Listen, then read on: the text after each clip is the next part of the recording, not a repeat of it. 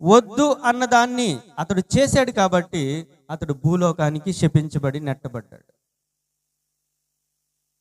వారి జీవితాల్లో, ఆదాము జీవితంలో కానీ అవ్వ జీవితంలో కానీ మరణము లేదు.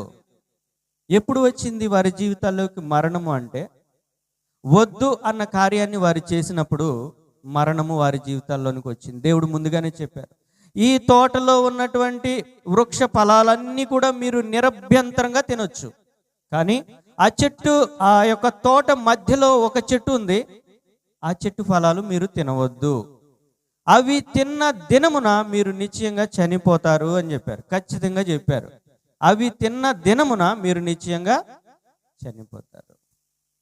కానీ ఆ మాటలు ఆదాము గాని అవ్వ గాని విలువగా ఎంచలేదు.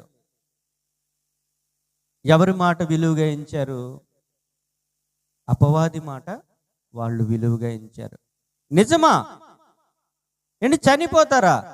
లేదు లేదు, మీరు చనిపోరు, అవి తిన్న దినమున మీరు దేవదూతల వలె ఉంటారు అని అపవాది ఉపదేశిస్తే ఆ ఉపదేశానికి వాళ్ళు మొగ్గు చూపారు.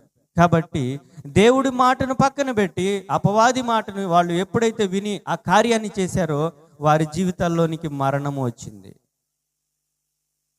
వారి జీవితాల్లోనికి ఏమొచ్చిందండి? మరణము వచ్చింది.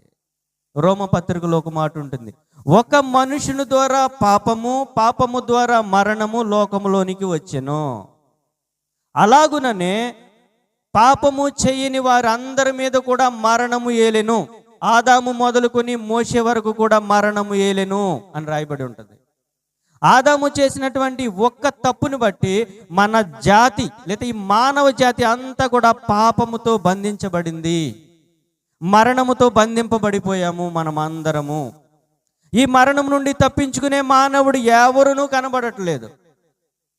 దేవుడు తన ప్రవక్తలను పంపారు, అయ్యా నా మాట వినండి, నేను చెప్పిన విధంగా మీరు జీవించండి, మీరు నిత్య జీవంలో ఉంటారు అని తన ప్రవక్తలను పంపించినప్పటికీ కూడా ఎవరు కూడా దేవుని మాట విని రక్షింపబడిన వారు ఎవరునూ లేరు. అందరూ కూడా పాపము చేసి దేవుడు అనుగ్రహించు మహిమను పొందలేకపోతా ఉన్నారు.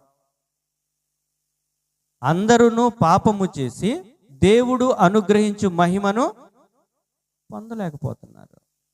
దేవుడు ఉద్దేశం ఏంటంటే ఈ సృష్టి అంతటిని ఏలాలి నా బిడ్డలు అనుకున్నారు దేవుడు, కానీ పూర్తిగా దానికి వ్యతిరేకం అయిపోయింది.